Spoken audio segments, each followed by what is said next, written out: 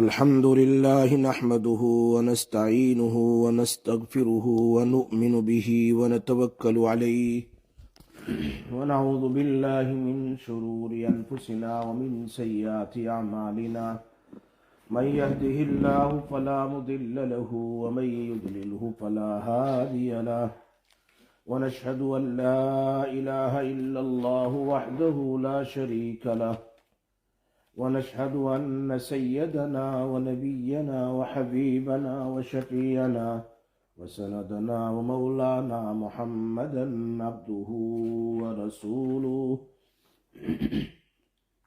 صلى الله تعالى عليه وعلى آله وصحبه وبارك وسلم تسليما كثيرا كثيرا أما بعد وعن عبد الله بن عباس بن عبد المطلب رضي الله تعالى عنهما عن رسول الله صلى الله عليه وسلم فيما يروي عن ربه تبارك وتعالى إن الله كتب الحسنات والسيئات ثم بين ذلك فمن هم بحسنة فلم يعملها كتبها الله تبارك وتعالى عنده حسنة كاملة وإن هم بها فعملها كتب الله له 10 حسنات إلى 700 ضعف إلى أضعاف كثيرة وإن هم بسيئة فلم يعملها كتب الله له عنده حسنة كاملة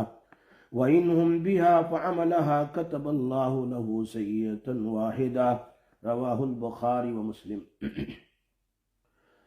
میرے مائیں اور بہنیں، لاسٹ وینسڈے کو نیکی کرنے کا کتنا ثواب اور برائی کرنے کا کیا گناہ ہے اس کو میں بیان کر رہا تھا۔ میں نے سوچا کہ اسی بات کو میں مکمل کر دوں۔ گزشتہ ہفتے میں زمانہ اور وقت کے حساب سے اگر گناہ کیا ہے، مثال کے طور پر مکہ مکرمہ میں، مدینہ منورہ میں، رمضان میں، رجب میں، اور جو 4 اشہر الحرم ہے اس میں اگر گناہ کیا ہے تو اس کا عذاب زیادہ ہوگا، اس کی سزا زیادہ ہوگی۔ ورنہ نارملی ایک گناہ ہے تو اس کا ایک ہی سزا لکھی جائے گی، 10 نہیں لکھی جائے گی۔ اگر نیکی کرے گا تو پھر اس کی 10 نیکیاں لکھی جائے گی۔ یہاں اس حدیث میں ایک لفظ ہے الہم بالحسنات، نیکی کا ارادہ کرنا۔ ایک آدمی نیکی کا ارادہ کرتا ہے لیکن نیکی کرتا نہیں ہے، صرف ارادہ کیا کہ آج میں صدقہ دوں گی، آج میں نماز پڑھوں گی، صلاۃ الحاجت پڑھوں گی، صلاۃ التوبہ پڑھوں گی، اس طرح سے ارادہ کیا، just made intention to do some good deeds, بس صرف انٹینشن کیا تو اللہ تعالیٰ کہتے ہیں تمہارے ارادے پر بھی میں تمہارے لیے ایک نیکی لکھ دوں گا۔ بنی اسرائیل میں ایک آدمی نے صرف یوں کہا سمندر کے کنارے چلتے ہوئے کہ اگر میرے پاس یہ ریت اور ذرات ہے، جتنی ریت اور سینڈ ہے، اتنے اگر پیسے ہو تو میں اللہ تیرے راستے میں تیری مخلوق پر خرچ کر دوں۔ اللہ نے فرشتے کو بھیجا، جاؤ نبی سے کہہ دو کہ اس کو سنا دیں کہ تیرا ارادہ اور تیری نیکی قبول ہو گئی، اور تجھے سمندر کی جو باہر جتنی سینڈ ہے، ریت ہے، اس کے برابر ثواب مل گیا، صرف ارادہ کرنے پر۔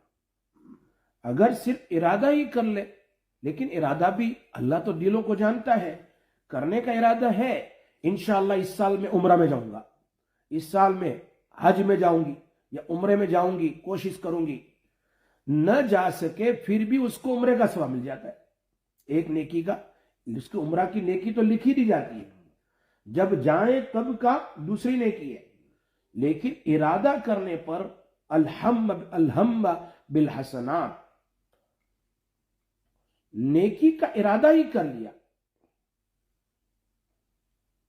جیسے کوئی آدمی رات کو سونے سے پہلے ارادہ کر لے اللہ انشاءاللہ تہجد کی نماز کے لیے اٹھوں گا، ارادہ کر لیا، آنکھ نہیں کھلی، تہجد پڑھنے کا ثواب اس کے لیے لکھ دیا جائے گا، تہجد کا ثواب لکھ دیا جائے گا. ایک بات میں نے اس دن ایک ٹی وی پر کہی تھی کہ مولانا تھانوی رحمت اللہ علیہ اور حاجی امداد اللہ صاحب رحمت اللہ علیہ فرماتے ہیں اگر سونے سے پہلے چاہے مرد ہو یا عورت، کتنے ہی گنہگار ہو، چاہے شراب پیتا ہو، چاہے ڈرگز لیتا ہو، چاہے دوسرے گناہ کرتا ہو، لیکن سونے سے پہلے اگر ساری دعا پڑھنے کے بعد سونے سے پہلے ایک دعا مانگ لے کہ یا اللہ میں تیرے دین پر چلنا چاہتا ہوں، میں تیرے دین اسلام پر چلنا چاہتا ہوں، مجھے اپنا بنا لیجیے، مجھے دین پر چلا دیجیے، اللہ I want to follow your religion then Islam properly، a Allah accept me، قبول کر لے مجھے. اگر 40 رات تک اس کو روزانہ ایک مرتبہ پڑھ کے سو جائیں گے اللہ اس کو ہدایت دے دے گا. یہ حضرت تھانوی رحمت اللہ علیہ نے گارنٹی کے ساتھ لکھا ہے. اب دیکھ لیجئے، کہا دیکھ لیں، یہ بہت بڑی بات ہے. اللہ تعالیٰ تو چاہتا ہی ہے، دیکھو صرف ارادہ کیا تہجد کا کہ انشاءاللہ آج تہجد پڑھنے کے لیے اٹھوں گی، نہ اٹھ سکی تو اس کے لیے تہجد کا ثواب ہے.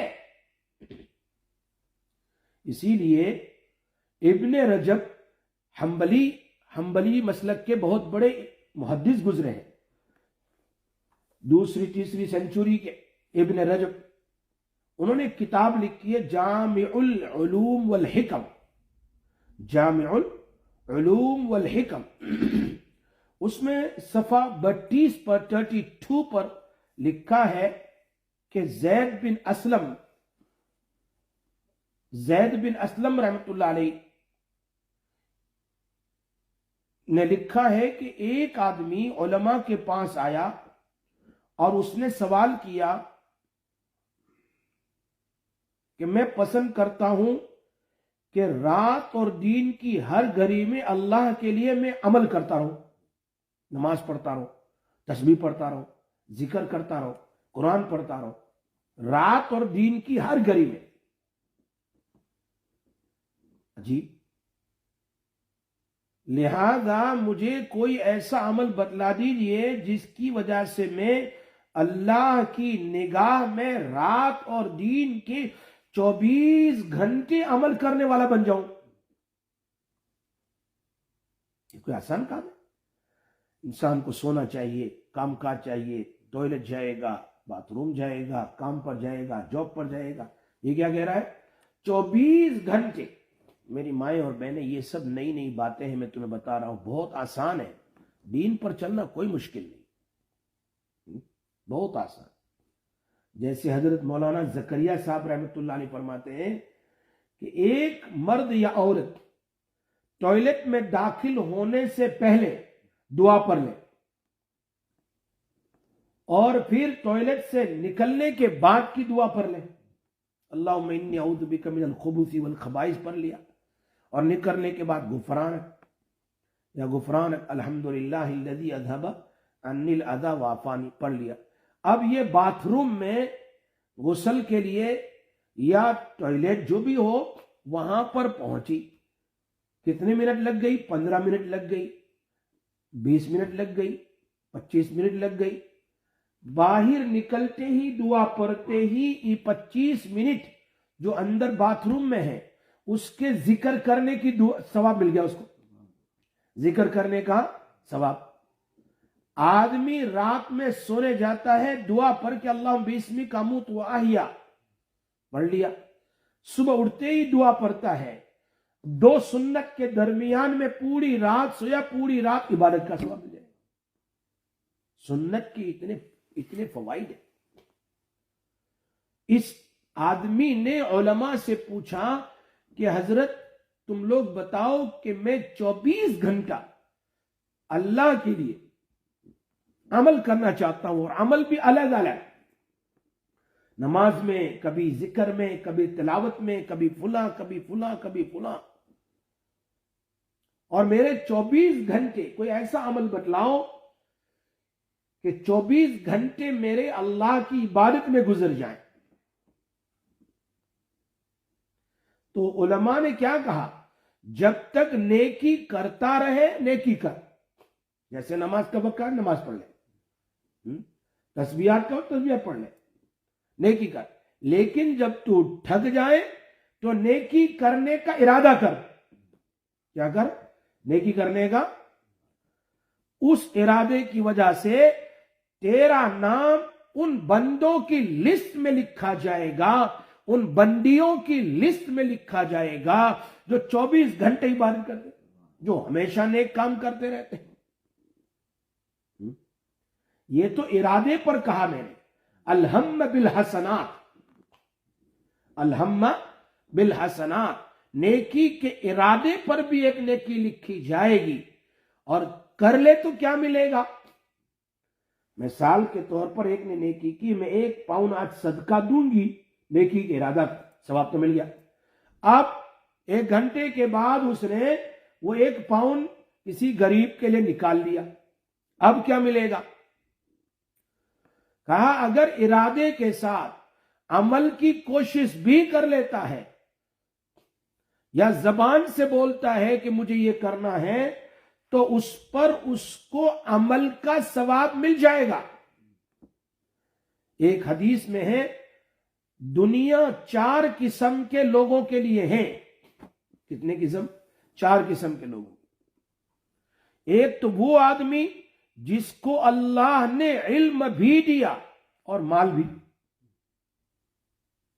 اللہ تعالیٰ نے علم بھی دیا، اور یعنی علم کا یہ مطلب نہیں کہ وہ مولوی بھی ہے، وہ مفتی بھی ہے. علم کا معنی اتنا علم ہے جو حلال حرام کو جانے. ہر ایک جانتا ہے اتنا. تو جس کے پاس اتنا علم ہو جو جائز ناجائز حلال حرام کو جانے، اور اس کے پاس مال بھی ہے. ایک انسان کو اللہ نے اتنا علم دیا اور مال بھی دیا، تو اب اپنے علم کی روشنی میں، اتنے مسائل کی روشنی میں اپنے مال کے بارے میں اللہ سے ڈرتی ہے کہ مال کے حقوق ادا کرتا ہے. تو یہ سب سے اونچا آدمی ہے. علم بھی ہے، حلال حرام، جائز ناجائز، فرض واجب سنت سب کا علم ہے. زکوٰۃ کتنی ہے، روزہ کیسے رکھنا ہے، سب علم. یہ جو ضروری علم ہے اس کی بات کر رہا ہوں، اتنا علم ہے اس کے پاس. اور مال بھی ہے، لیکن وہ مال اللہ کے راستے میں جو دیتا ہے غلط جگہ پر استعمال سے ڈرتا ہے. غلط جگہ استعمال ڈرتا ہے. یہ آدمی سب سے اوپلا درجے کا بہت بڑا آدمی ہے. یہ تو ہر آدمی کر سکتا ہے کہ نہیں کر سکتا؟ ہمارے پاس اتنا علم تو ہے کہ ہم حلال حرام کو جانے، ہم جائز ناجائز کو جانے. اتنا علم تو ہے کہ ہم نماز کون سی فرض ہے، کون سی سنت ہے، کون سی نفل ہے، کیا واجب ہے، کیا فرض ہے، کیا نفل ہے، کیا سنت ہے. زکوٰۃ کے بارے میں ضروری بیسک مسائل، روزے کے بارے میں بیسک مسائل، حج اور عمرے کے ارے جانتا ہی ہے. تو اور مال بھی اللہ نے دیا ہے، لیکن مال کو اس علم کی وجہ سے کہ میں اگر، یا مثال کے طور پر اگر میں اس کو خرچ کروں گی سنیما میں یا کوئی حرام جگہ میں تو پھر مجھے سزا ملے گی، اس لیے وہ خرچ نہیں کرتی. چلو ایسا کرتی ہوں، یہ فلاں بچہ ہے اس کی فیس بھر دیتی ہوں میں، چاہے اپنا بچہ ہو چاہے کسی غریب کا بچہ ہو. تو یہ اس کو کیا ہے، علم کی وجہ سے تو کر رہی ہے. اگر جاہل ہوتی یا جاہل ہوتا آدمی تو اس مال کو غلط جگہ پر لگاتا. اس لیے مال بھی بڑا فتنہ ہے. تو یہ آدمی سب سے، یہ عورت، یہ مرد سب سے اونچے درجے کے اللہ کے یہاں. نمبر 2، جس کے پاس اللہ نے علم دیا لیکن مال نہیں دیا. علم تو ہے، اس کو پتا ہے جائز ناجائز حرام حرام سب، لیکن مال نہیں.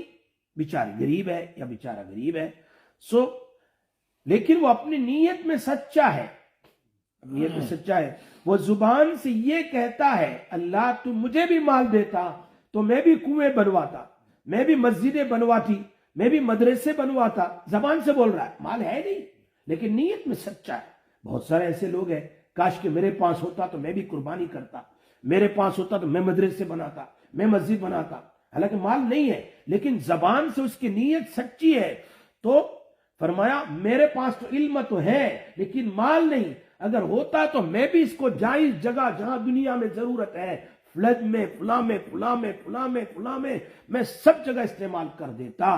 یہ تو دنیا میں ہوتا ہی رہتا ہے، کہیں فلڈ آ گیا، کہیں غریب کے لیے، کہیں فلاں کہیں فلاں، تو لوگ چندہ کرتے ہی رہتے ہیں. اس وقت بھی نیت کر لے اللہ کاش کہ میرے پاس یہ بھائی 2 پاؤنڈ لے جا، کاش کہ میرے پاس 5,000 پاؤنڈ ہوتے، کاش کہ میرے پاس 1,00,000 پاؤنڈ ہوتے. کاش ہے تو نہیں، لیکن زبان سے نیت سچی ہوتا تو میں اللہ کے راستے میں دیتی. تو اس کو یہ دونوں جو ہے نا زبان سے بولی اور دوسری عورت جس نے دیا اللہ کے راستے میں، دونوں ثواب میں برابر ہے، دونوں برابر ہے. یہ ہے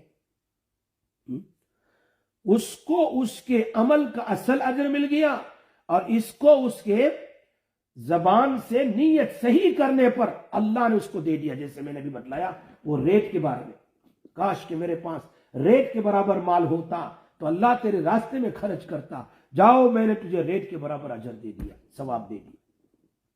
یہ ہے الہم بالحسنات کے اوپر میں نے اتنا لمبا چوڑا بیان کر دیا آپ کے سامنے کہ نیکی کا ارادہ کرے تو بھی ثواب ہے، خالی نہیں ہے. یہ مسلمان کی شان ہے، یہ مومن کی شان ہے، یہ مومنہ کی شان ہے، یہ مسلمات کی شان ہے. اللہ نے بہت آسان کر دیا.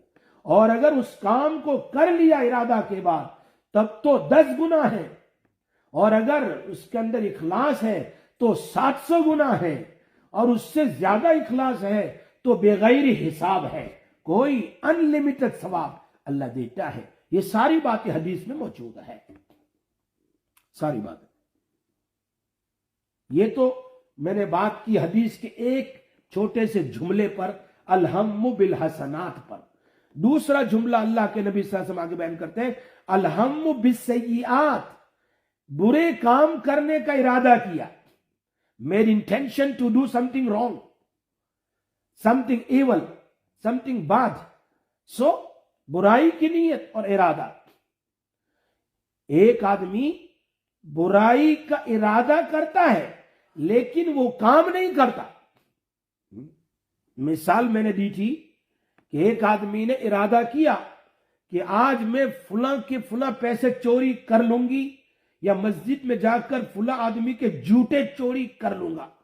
ارادہ کر لیا ہے نا، ارادہ. لیکن مسجد گیا نہیں چوری کرنے کے لیے، یا کسی عورت کا مال لیا نہیں، ارادہ تو کیا تھا.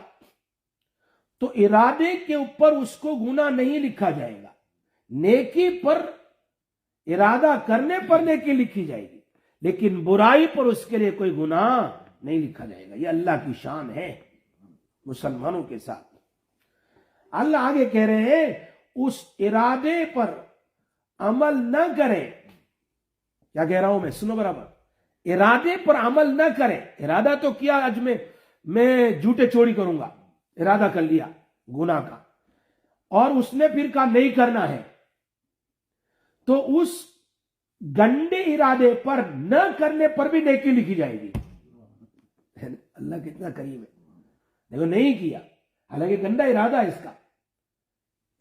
Evil work he want to do, he want to steal something, چوری کرنا چاہتا ہے، لیکن اس نے اس ارادے پر عمل نہیں کیا تو عمل نہ کرنے پر بھی ایک نیکی لکھی جائے گی. چل میرا بندہ تو نے عمل نہیں کیا، گناہ سے بچ گیا، ایک نیکی. جیسے مثال، ابھی آج میں باہر نکلوں گا اور میں عورت کو دیکھوں گا، ارادہ کیا، جا کر پھر نیچے نگاہ کر لی، اس کو ثواب مل گیا. دیکھا، ایسے بے شمار مثال ہے. تو میں جسٹ گیونگ یو ایگزامپل، 1-2 مثال دیتا ہوں. ایسے تو برائی کا ارادہ کرنے کے بعد برائی نہ کرنا، انٹینشن گناہ کا کرنے کے بعد وہ گناہ نہ کرنا، اس کے چند وجوہ ہے، سم ریزن. نمبر 1، اس نے برائی کا ارادہ کیا، yes he and she made intention of doing something bad, لیکن اللہ کے ڈر کی وجہ سے اس ارادے پر عمل نہیں کیا، چھوڑ دیا، تو کیا ہوگا؟ ایک نیکی لکھی جائے گی، جیسا کہ بخاری شریف میں ہے۔ یہ حدیث ابو ہریرہ فرماتے ہیں بخاری شریف میں، ان ترکھا من اجلی فاکتبوہا لہ حسنہ، اگر میری وجہ سے چھوڑ دیا، میرے در کی وجہ سے، اللہ کیا کہہ رہا ہے، تو اس کے لیے ایک نیکی لکھ دو، ایک نیکی۔ کبھی گناہ کا ارادہ کرتا ہے لیکن عمل اس لیے نہیں کرتا کہ کوئی دیکھ لے گا، مخلوق کی وجہ سے، کوئی دیکھ لے گا، کوئی دیکھ لے گی، کوئی دیکھ لے گی، یا پھر دیکھ لیں گے تو مسئلہ مشکل ہو جائے گا، اس وجہ سے چھوڑ دیتا ہے تو اس کو سزا ملے گی۔ یاد رکھنا، ارادے میں دو فرق ہے، ایک تو ارادہ کیا لیکن فی اللہ چھوڑ دیا نیکی، اور ایک ارادہ کیا لیکن کوئی دیکھ لے گی، بس ذلیل ہو جاؤ، تو پھر اس کو سزا، اس کا گناہ لکھا جائے گا۔ یہ ارادے میں ہے، نیکی میں تو یہ نہیں، نیکی میں تو لکھا ہی جائے گا، تم کرو یا نہ کرو، نیکی کی کرو، لیکن برائی میں اس لیے کہ تو مخلوق سے ڈر گیا، میرے سے ڈرا نہیں۔ عام قدرت کی وجہ سے ایک نمبر 3، تیسرا بھی سن لو، تیسرا ریزن بھی، ایک آدمی ارادہ کرتا ہے، پھر he wants to do it، کرنا چاہتا بھی ہے، یا زبان سے بول دیتا ہے، لیکن تقدیر اس کے اوپر حاوی ہو گئی، تقدیر اس کے اوپر غالب آ گئی کہ وہ نہیں کر سکا، تو اس پر بھی سزا ہوگی۔ اس کی مثال میں نے دی، حدیث میں ہے، اللہ کے نبی صلی اللہ علیہ وسلم فرماتے ہیں قاتل قتل کرنے والا بھی جہنم میں جائے گا، اور جس کو قتل کر دیا وہ بھی جہنم میں جائے گا۔ آپ کہیں صحابہ، جیسے آپ کے ذہن میں سوال آ رہا ہے ویسے صحابہ کے ذہن میں سوال آ گیا، قتل کرنے والا کا تو سمجھ میں آیا کہ اس نے گناہ کا کام کیا، لیکن جو آدمی قتل ہو گیا وہ کیوں جہنم میں جائے گا؟ وہ تو بیچارہ مظلوم ہے۔ میری بات سمجھ آ رہی ہے؟ تو نبی اکرم صلی اللہ علیہ وسلم جواب دیا، کیا جواب؟ انہو کان حریصا علی قتل صاحبہ، ادھر سے وہ بھی لڑنے کے لیے نکلا، ادھر سے یہ بھی لڑنے کے لیے نکلا، اس نے اس کو قتل کر دیا، اس کا بھی ارادہ تھا اس کو قتل کرنے کا، ارادے دونوں کے تھے کہ میں اگر غالب آ گیا تو اس کو قتل کر دوں، لیکن ہوا کیا ہے، تقدیر میں وہ غالب آ گیا، اس نے اس کو قتل کر دیا۔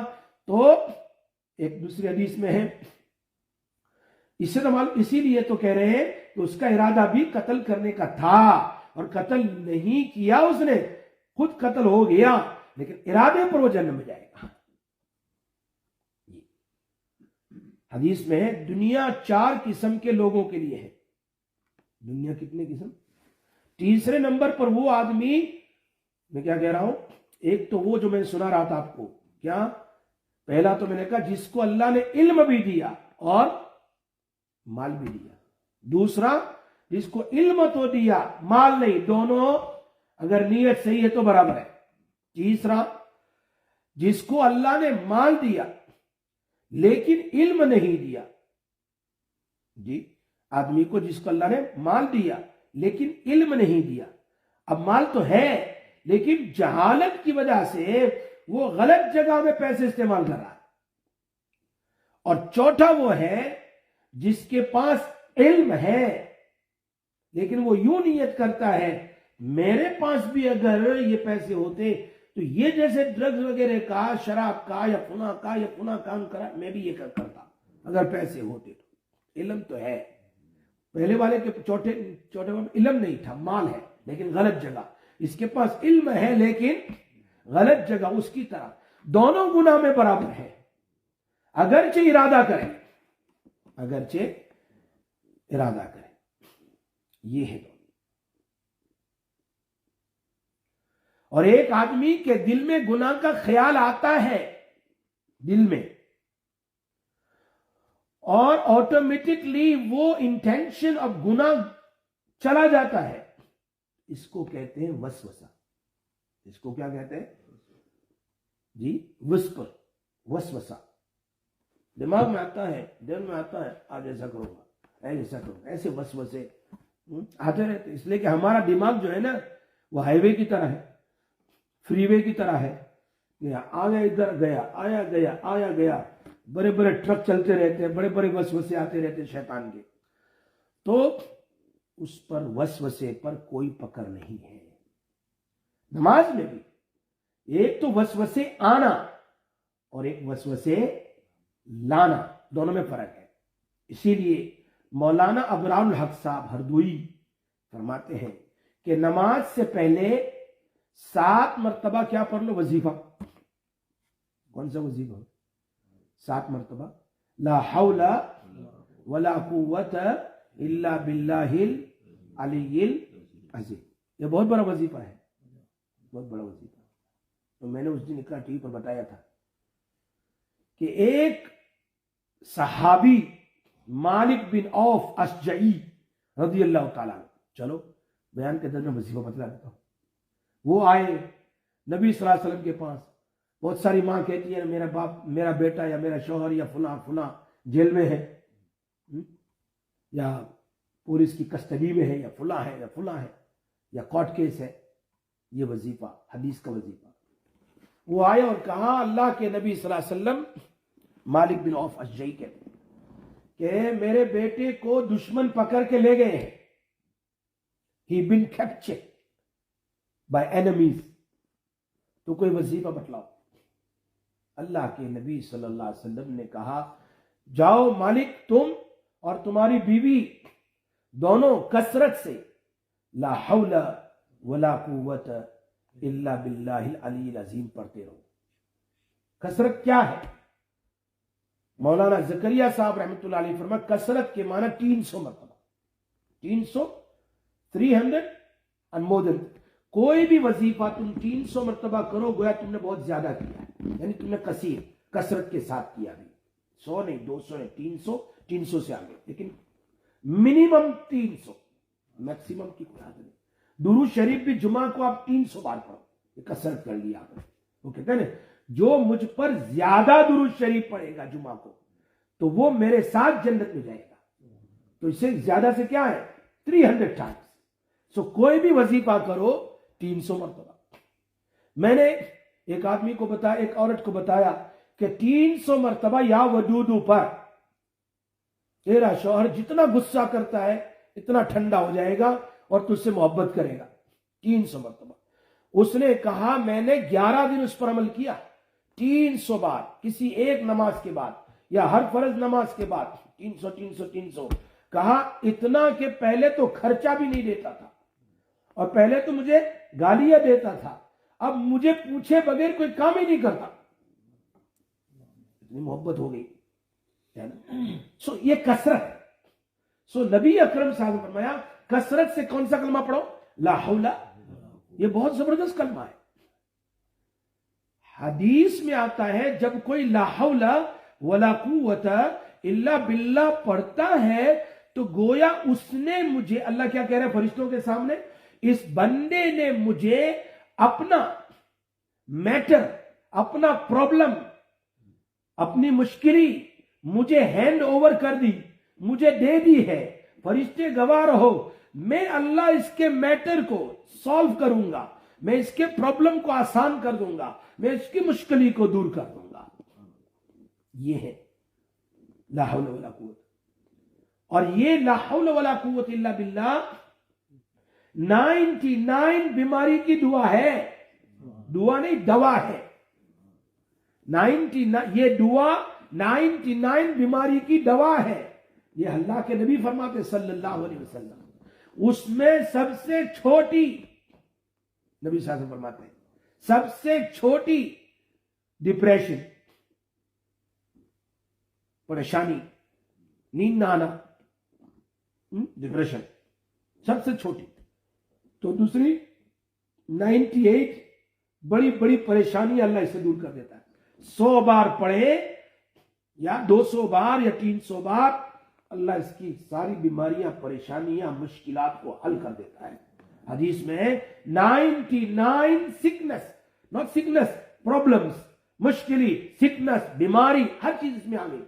سب کے لیے یہ دوا ہے، میڈیسن ہے. تمہیں کیا واقعہ بیان کر رہا تھا؟ مالک بن عوف اشجعی آئے، کہا اللہ کے نبی صلی اللہ علیہ وسلم کچھ وظیفہ دیجیے، اور جاؤ تم اور بیوی کثرت سے کیا پڑھو، لا حول ولا قوت الا اللہ. دونوں پڑھنے لگے خوب. 2-3 دن ہوئے، وہ بیٹا دروازہ نوک کر رہا ہے تو آواز کر رہا ہے ابا دروازہ کھولو. ماں کہہ رہی ہے کہ، باپ کہہ رہا ہے کہ سالم آ گیا. وہ کیسے آئے گا، وہ تو جیل میں ہے. وہ کیسے آئے گا، وہ تو جیل میں ہے، دشمنوں کے پاس ہے، وہ کیسے آئے گا. جاؤ دیکھو دیکھو دروازہ تو کھولو. کھولا تو بیٹا اونٹ پر بیٹھا ہے، اونٹنی پر بیٹھا ہے، اور دوسرے بہت سارے اونٹ بھی ساتھ میں ہیں. پوچھا یہ کیا ہے؟ تجھے تو دشمن لے گئے تھے. کہا ایک دن انہوں نے مجھے چین کے ساتھ باندھا ہوا تھا کئی دنوں سے کہ میں چھوٹ کے بھاگوں نہیں. آٹومیٹک وہ چین ٹوٹ گئی. کیا کہہ رہے؟ آٹومیٹک وہ چین جو ہوتی ہے نا، ہینڈ کپس وغیرہ، وہ ٹوٹ گئے. صحابی کا بیٹا تھا، ٹوٹ گئے اور میں بھاگا. اس کی ایک اونٹنی پر بیٹھا، ان لوگوں کی وہاں چل رہی تھی، ایک اونٹنی پر بیٹھ گیا اور ان کی ساری اونٹنیوں کو لے کر آ گیا. بابا خوش ہو گئے. یہ ہے برکت لا حول. سو فادر گئے نبی صلی اللہ علیہ وسلم کے پاس کی تو ایسا ہوا. کہا تیرا بیٹا اس وظیفے سے اللہ نے اس کو چھڑوا دیا اور یہ اونٹنیاں لے کر آیا، یہ مال غنیمت ہے، استعمال کرو. دشمنوں کے دیکھا. مولانا ابرار الحق صاحب ہردوئی فرماتے ہیں، بات یہاں سے چلی، کہ نماز سے پہلے 7 یا 11 مرتبہ کیا پڑھ لو، لا حول ولا قوت الا باللہ العلی العظیم. نماز میں وسوسے نہیں آئیں گے، یا آئے لیکن آپ لائے نہیں تو اس پر پکڑ بھی نہیں ہوگی. نماز میں وسوسے نہیں آئیں گے. یقین کے ساتھ پڑھو اس کو. یہ وظیفہ بہت زبردست وظیفہ ہے. یہ تو بات سے بات نکلی تو آج میں نے 2-3 وظیفے بتلا دیے جی. لا حول ولا قوت الا باللہ العلی العظیم. سمجھتے ہو؟ بہت سارے وظیفے ہیں، لیکن اب سارے وظیفے یہاں وظیفے سننے ہو تو اقرا ٹی وی پر سنو. ہر منڈے کو 8 سے 9 ہے نا، 8 سے 9 سنو. یہاں تو ایسے بات سے بات نکلی نماز کی کہ نماز میں وسوسے. تو یہاں کہہ رہے اگر وسوسے آئے تو اللہ کی یہاں کوئی پکڑ نہیں ہوگی، کیونکہ نبی اکرم صلی اللہ علیہ وسلم نے فرمایا اللہ نے میری امت کے وسوسوں کو معاف کر دیا. میری امت کے جو ان کے دل میں پیدا ہوتے ہیں، تو وسوسے آ جائیں تو کوئی پکڑ نہیں ہے. وسوسے لانا نہیں ہے. اگر آ جائے تو فوراً اس کو نکالو جی، کہ نارمل روڈ پر چلے جاؤ، یہاں نہیں، فری وے پر نہیں. سمجھ میں آئی بات؟ تو چوتھی بات بھی ہو گئی. تو میں نے 4 بات بیان کی. علم بھی ہے، مال بھی ہے. نمبر 2 علم ہے، مال نہیں. نمبر 3 علم نہیں، مال ہے. اور نمبر 4 علم ہے، مال نہیں. اور چوتھی بات، 5ویں بات میں نے کہی وسوسے کی. اب 6ٹھی بات، اگر کوئی آدمی مکہ مکرمہ میں برائی کا ارادہ کرتا ہے جی، تو وہاں پر ارادہ کرنے پر بھی سزا ہوگی. کیا کہہ رہا ہوں میں؟ ارادہ کرتا ہے مکہ مکرمہ میں، بیکوز حدیث میں ابن مسعود فرماتے لو ان رجلا ہم فیہ بالحان، کہہ رہے اگر کوئی آدمی حرم مکہ میں گناہ کا ارادہ کرتا ہے تو لأذاقہ اللہ عز وجل عذابا علیما، حالانکہ وہ مکہ مکرمہ میں تو بھی اس کو دردناک عذاب، یعنی مکہ مکرمہ میں اس کو ارادہ کرنے پر بھی دردناک عذاب چکھائیں گے اللہ پاک. وہاں ارادہ بھی نہیں کرنے کا، مکہ میں تو ارادہ بھی اللہ تعالیٰ حفاظت کرے کبھی نہیں. علامہ ابن قیم جوزی فرماتے ہیں حرم مکہ کی خصوصیتوں میں سے، مکہ کے بہت بڑی خصوصیت میں سے ایک خصوصیت، اس میں حرم کے اندر میں برائی کرنے پر سزا دی جاتی ہے، چاہے وہ کام نہ کرے،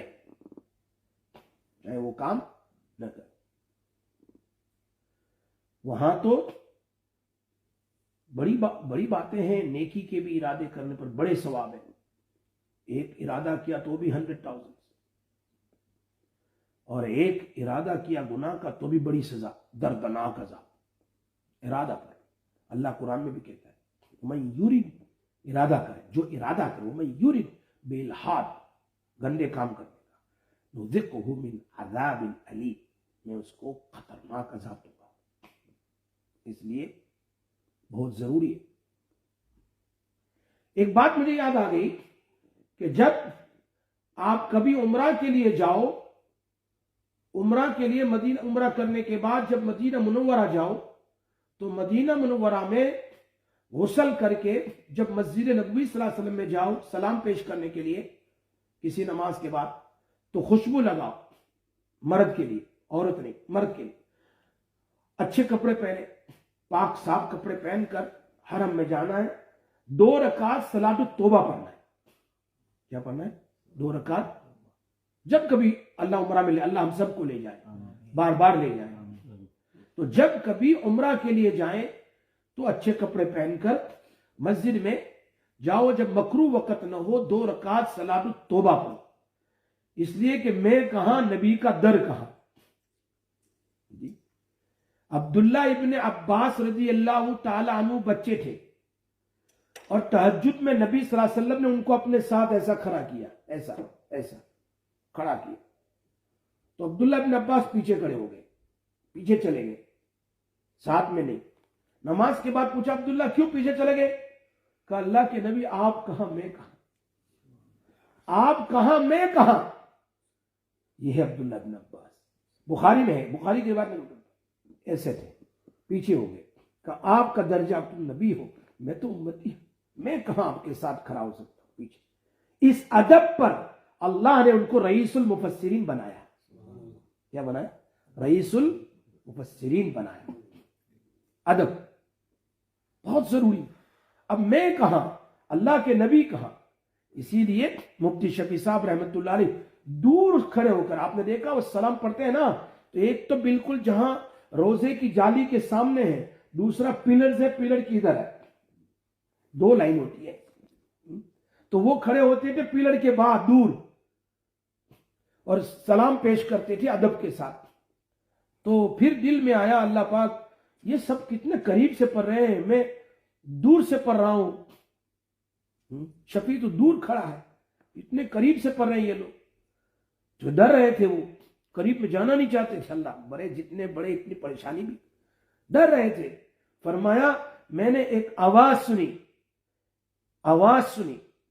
شفیع کب تک دور رہے گا؟ شفیع کب تک دور رہے گا؟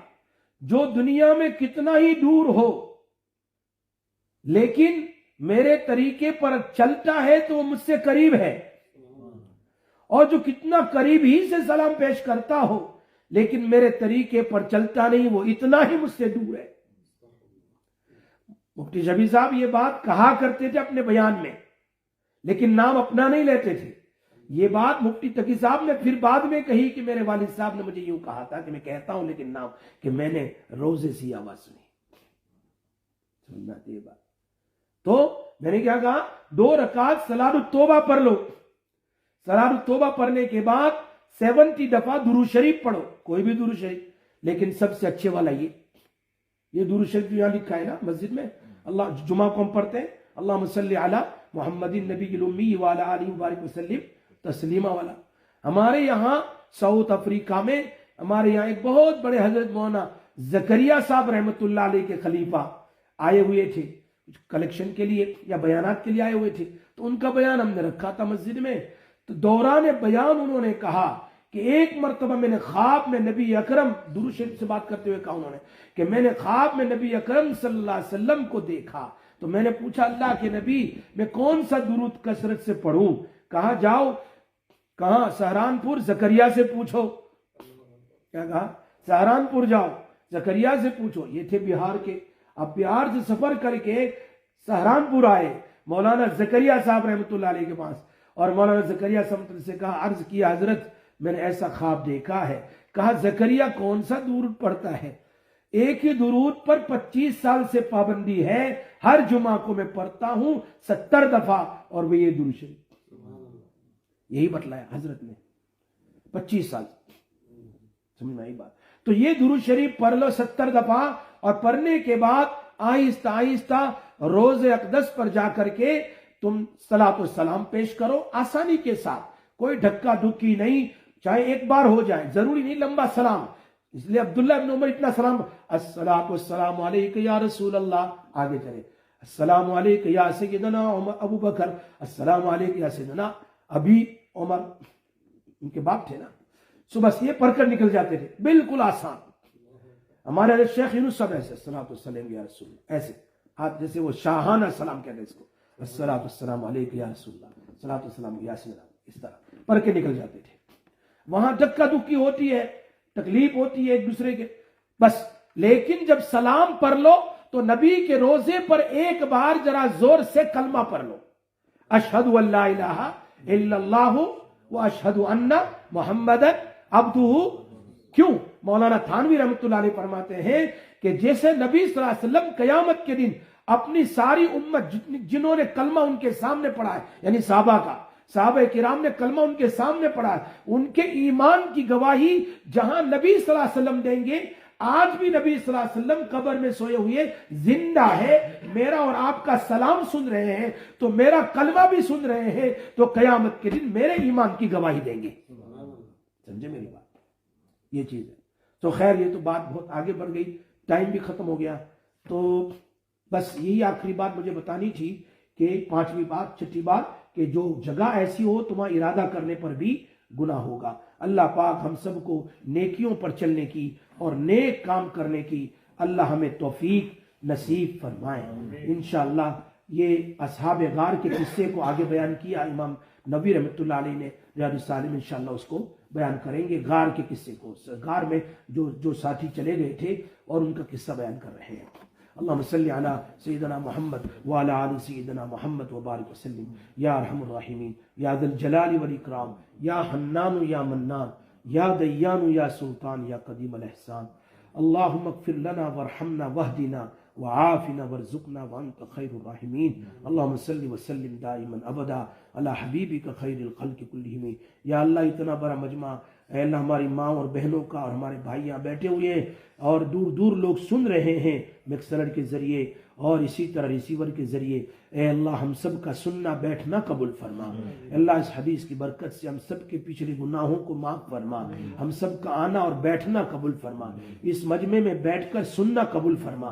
اس مجلس کو اللہ قیامت کے دن جنت کی مجلس بنا دے، جنت کی مجلس بنا دے، جنت میں بیٹھنے والوں میں سے بنا دے.